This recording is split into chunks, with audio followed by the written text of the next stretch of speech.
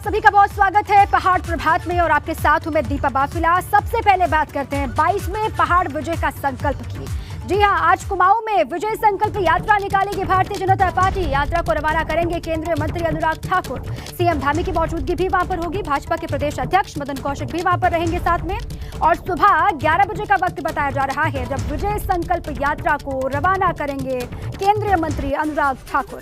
कल गढ़वाल की विजय संकल्प यात्रा को नड्डा ने रवाना किया था। वो तस्वीरें भी हमने आपके सामने रखी थी जब बेतहाशा भीड़ वहां पर पहुंची थी पंत द्वीप मैदान में, जहां से शुरुआत की जेपी नड्डा ने। और अब बारी है कुमाऊं की। कुमाऊं में बागेश्वर से इस यात्रा को रवाना करेंगे केंद्रीय मंत्री अनुराग ठाकुर।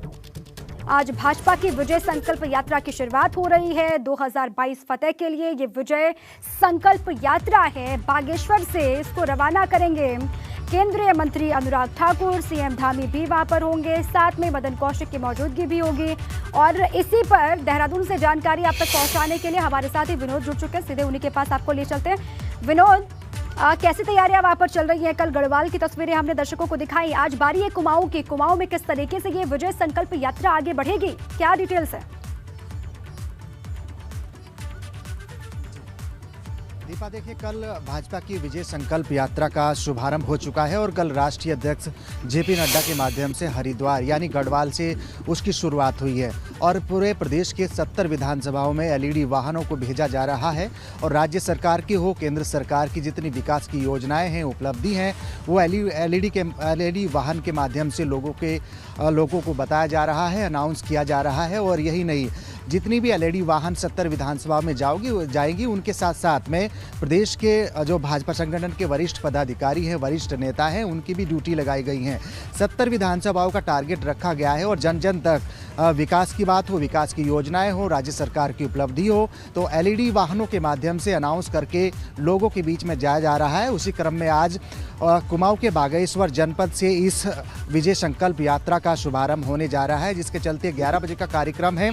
11 बजे केंद्रीय मंत्री अनुराग ठाकुर और प्रदेश के मुख्यमंत्री पुष्कर सिंह धामी और प्रदेश अध्यक्ष मदन कौशिक की अगुवाई में इस विजय संकल्प यात्रा का शुभारंभ कर दिया जाएगा। और मकसद सिर्फ यही है दीपा कि आखिरकार जो 2017 में एक प्रचंड बहुमत भाजपा को मिला था, उसी दौरान उसी को दोहराने के लिए भाजपा की कवायद शुरू हो चुकी है। और चुनावी मोड में एक तरफ जहां भाजपा है, तो वहीं पूरी तरह से तैयारी और चुनावी मंथन करके भाजपा लगातार जीत दोहराने की कोशिश में है। आज लगातार बागेश्वर से इस विजय संकल्प यात्रा का शुभारंभ होने जा रहा है।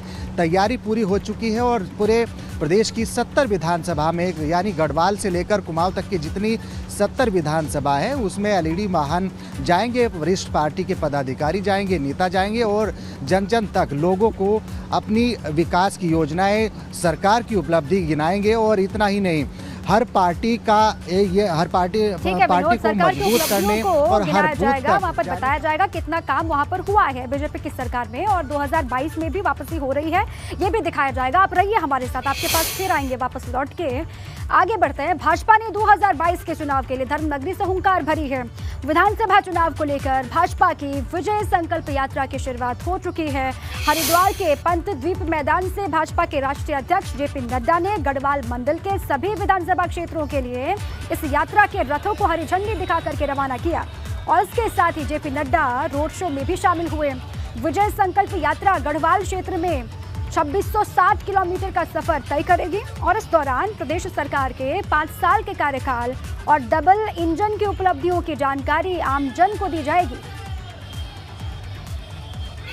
इसके विकास की बात करें, उत्तराखंड की बात करें, तो ध्यान में आता है कि जिस बात को हमारे यशस्वी प्रधानमंत्री नरेंद्र मोदी जी ने कहा था कि हम डबल इंजन की सरकार लगाकर उत्तराखंड को विकास की ओर ले जाएंगे, वो हमें खुशी है कि आज हम दावे के साथ कह सकते हैं कि पिछले 5 साल में 1 लाख करोड़ से ज्यादा उत्तराखंड की धरती पर आदरणीय मोदी जी का आशीर्वाद मिला।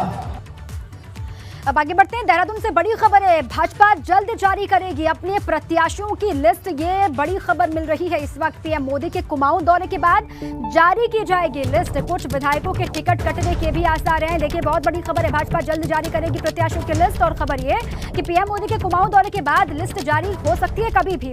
भाजपा संगठन का टिकटों के आवंटन को लेकर बड़ा मंथन होगा। कुछ विधायकों की छुट्टी हो सकती है, कहा यह जा रहा है। अब वो कौन कौन से विधायक होंगे, इसको लेकर लगातार मंथन हो रहा है। ये बड़ी खबर है, लिस्ट जारी होगी जल्द ही। और कहा यह जा रहा है कि प्रधानमंत्री मोदी का जब दौरा होगा उसके बाद कभी भी लिस्ट सामने आ सकती है। इसी पर देहरादून से विनोद लगातार बने हुए। विनोद, क्या जानकारी है इसको लेकर आपके पास? कहा यह जा रहा है कि पीएम कुमाऊं पहुंचेंगे, वहां पर उनकी जनसभा होगी, उसके बाद कभी भी लिस्ट जारी हो सकती है। बिल्कुल दीपा, देखिए, टिकटों के आवंटन को लेकर भाजपा संगठन की ओर से एक बड़ा मंथन पूर्व में भी हुआ है। और ऐसे में 30 दिसंबर की एक कार्यक्रम प्रधानमंत्री नरेंद्र मोदी का कुमाऊं के हल्द्वानी में है, एक रैली को संबोधित करेंगे। उसके बाद में ये जानकारी मिल रही है कि जितने भी प्रत्याशी भाजपा के हैं उनकी लिस्ट भाजपा संगठन की ओर से जारी कर दी जाएगी। क्योंकि जानकारी अब ऐसी मिल रही है कि कुछ ऐसे भी प्रत्याशी हैं जिनके टिकट कटने के आसार दिखाई दे रहे हैं। करीब 6 से 10 तक के बीच में ऐसे टिकट कटने के आसार हैं, जिनको लेकर अभी पूरा मंथन चल रहा है। और ये भी भाजपा संगठन दीपा ये भी मान चुकी है कि जहां पर भी कमज़ोर कैंडिडेट है, यानी एक आशंका है कि जीत हार की आशंका यहां पर बनी हुई है, उनके लिए वहां पर दूसरा विकल्प भी तलाशने की कोशिश भाजपा की यहां पर है। और ऐसे में 30 दिसंबर की जिस तरह से प्रधानमंत्री नरेंद्र मोदी की हल्द्वानी की रैली है, उसके ठीक बाद में भाजपा संगठन की ओर से जितने भी प्रत्याशी हैं उनकी लिस्ट जारी कर दी जाएगी, ऐसी जानकारी मिल रही है। लेकिन अब चुनावी मोड में भाजपा यहाँ पर बिल्कुल उतर चुकी है। हर कोशिश यही होगी कि जितने भी 70 विधानसभा है, 70 में मजबूत कैंडिडेट हो, यानी कोई भी कसर ना छोड़ी जाए। ठीक है विनोद, अब इससे जोड़कर भी देखा जा रहा है, विजय संकल्प यात्रा भी जो निकाली जा रही है, वहां पर भी अलग अलग विधानसभा क्षेत्र में लोगों का मूड देखा जाएगा। लोग क्या सोच रहे हैं, वहां के विधायक के बारे में लोगों की राय क्या है, कौन कमजोर है, कौन मजबूत दावेदार है, सभी मंथन होने के बाद ही लिस्ट को लेकर आखिरी जो फॉर्मूला है वो तय होगा। बहुत बहुत शुक्रिया आपका विनोद पूरी जानकारी के लिए। आगे बढ़ते हैं, खटीमा से खबर है। खटीमा पहुंचे सीएम पुष्कर सिंह धामी ने शनिवार रात को बाल युवा समागम कार्यक्रम में पिथौरागढ़ सांसद अजय टम्टा के साथ शिरकत की। और इस दौरान सीएम ने क्षेत्र के मेधावी छात्र छात्राओं को सम्मानित भी किया। आपको बता दें कि सीएम धामी ने खटीमा में विज्ञान शिक्षा एवं अनुसंधान केंद्र की ओर से आयोजित 2 दिन के बाल युवा समागम का शुभारंभ किया। और इस दौरान मुख्यमंत्री ने छात्र छात्राओं को बधाई भी दी और कहा कि ऐसे कार्यक्रमों से बच्चों को प्रोत्साहन मिलता है। हमारी जनजाति के बच्चों को उत्थान के लिए, उनकी पढ़ाई के लिए, उनके अच्छे शिक्षा के लिए इस क्षेत्र में एक अच्छा विद्यालय होना चाहिए। पिछले कई वर्षों से मैं प्रयास कर रहा था। अंततः पिछले 2019 में एकलव्य आवासीय विद्यालय हमारा इसका ये स्वीकृत हुआ और आज मुझे बेहद खुशी है कि वो बनकर तैयार हो गया है। दोनों यात्राएं दोनों क्षेत्रों में सभी विधानसभाओं में जाएंगी और जो माननीय मोदी जी के द्वारा, उनकी सरकार के द्वारा, प्रदेश की सरकार के द्वारा जो बहुत सारे काम, चाहे वो आज नेशनल हाईवे के क्षेत्र में हो, चाहे 4 धाम यात्रा ऑल वेदर रोडें हो, चाहे हमारा जो है भारतमाला प्रोजेक्ट हो, चाहे रेल लाइन की कनेक्टिविटी हो, रेल लाइन बनने की बात हो, चाहे यहाँ सड़कों की बात हो, हर क्षेत्र में जो भी काम जो है, चाहे हमारे यहाँ पर अभी स्वास्थ्य के क्षेत्र में जो काम हो रहे हैं, सभी क्षेत्रों में उन कामों को लोगों के बीच में ले जाएंगे। देहरादून से खबर है, कांग्रेस आज से शुरू करेगी भाजपा के खिलाफ अभियान। भाजपा के ढोल की पोल खोल अभियान की शुरुआत होगी आज। पिथौरागढ़ से अभियान की शुरुआत करेगी कांग्रेस। पूर्व सीएम हरीश रावत करेंगे अभियान की शुरुआत। और चुनाव से पहले जन विरोधी नीतियों को लेकर घर घर जाएगी कांग्रेस। पूरी तैयारी की जा चुकी है बीजेपी को घेरने के लिए। अब पिथौरागढ़ से इसकी शुरुआत हो रही है। इसी पर अधिक जानकारियों के साथ मेरे से रवि कैंसरा जुड़ चुके, सीधे उन्हीं के पास आपको ले चलते। रवि, कैसे पोल खोलेगी कांग्रेस बीजेपी की, वो जरा आप विस्तार से बताएं। कितने बजे से इसकी शुरुआत हो जाएगी पिथौरागढ़ से?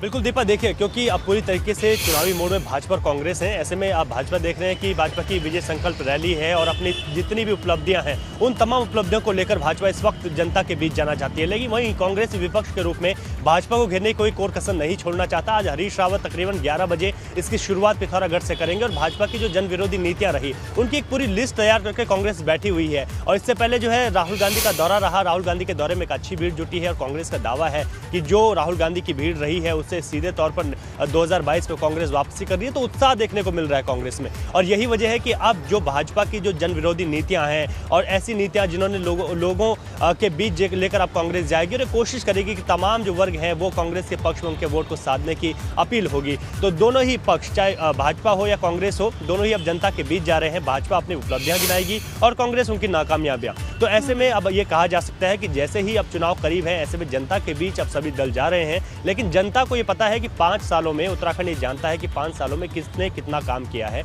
और ऐसे में अब दोनों ही चुनावी पार्टियों का ये उद्देश्य जरूर रहेगा कि वो लोगों के बीच जाएं, अपनी उपलब्धियां गिनाएं, अपनी नाकामयाबी गिनाएं। लेकिन ठीक है रवि, कड़ा मुकाबला है उत्तराखंड में बीजेपी और कांग्रेस के बीच में। बीजेपी सरकार लगातार कोशिश कर रही है दोबारा से कमबैक की, लेकिन कांग्रेस भी पीछे नहीं है। ये कहा जा रहा है कांग्रेस की तरफ से कि जो वादे किए थे वो निभाए नहीं है। जन विरोधी नीतियों के बारे में लोगों को घर घर जाकर जानकारी दी जाएगी, जिसकी तस्वीर आज दिखाई देगी। बहुत शुक्रिया आपका पूरी जानकारी के लिए। लगा रुद्रपुर से खबर है, रुद्रपुर पहुंचेंगे दिल्ली के deputy CM Manish Sisodia. Party कार्यकर्ताओं से मुलाकात करेंगे सिसोदिया। ऐसी जानकारी मुलाकात के बाद प्रेस कॉन्फ्रेंस करके दिल्ली के डिप्टी सीएम, खबर यह है कि कॉन्फ्रेंस करने वाले प्रेस कॉन्फ्रेंस करेंगे। क्या कुछ बातें कहते हैं उस पर भी नजर रहेगी। देहरादून से खबर है, उत्तराखंड में बढ़ती जा रही है ठंड। सर्दी का सितम लगातार बढ़ रहा है। कई इलाकों में पारा -डिग्री से नीचे पहुंच गया। चक्राता, मुक्तेश्वर, मुनस्यारी में गिरा पारा। चारों धाम में भी -डिग्री से नीचे गिरा पारा। पहाड़ी क्षेत्रों में बारिश, बर्फबारी से मैदानी इलाकों में ठंड बढ़ गई है। हरिद्वार और उधम सिंह नगर में घने कोहरे का अलर्ट जारी किया गया है।